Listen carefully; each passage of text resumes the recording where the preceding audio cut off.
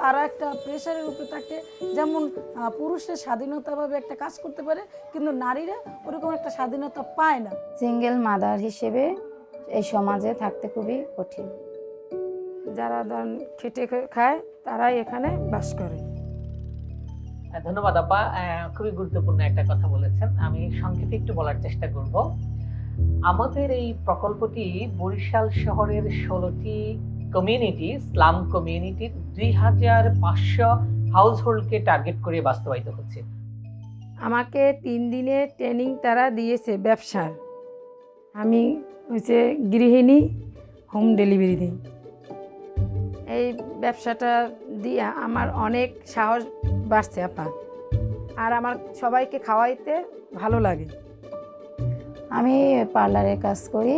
Bangladesh red crescent society আমাকে 30,000 টাকা দিয়েছে আমি পার্লারের কাজের জন্য। আমি কিভাবে ব্যবসা শুরু করতে হয়, প্রথমে কিভাবে ব্যবসা শুরু করতে হয়। আমি পোশাকের ব্যবসা করি। কে পুরুষ কে নারী ওইটা আমার দেখার বিষয় না। আমি নারী, আমি পারি। দোকানটা খুললে মনে হয় যে আমি একজন নিজেই রাজরানী। এর জন্য কিন্তু আমি এই রেড ক্রিসেন্টকে মন প্রাণ দিয়ে ভালোবেসে তাদের কাজে সহযোগিতা করেছি। বাংলাদেশ রেড ক্রিসেন্ট সোসাইটি প্রত্যেকটা মাসে একদিন নিয়ে পুরো আমাদের ওমেনস্কের সাথে মিটিং করে, যেমন উঠোন বৈঠক হয়, আমাদের নারীর সম্পর্কে সব কিছু ধারণা দেয়।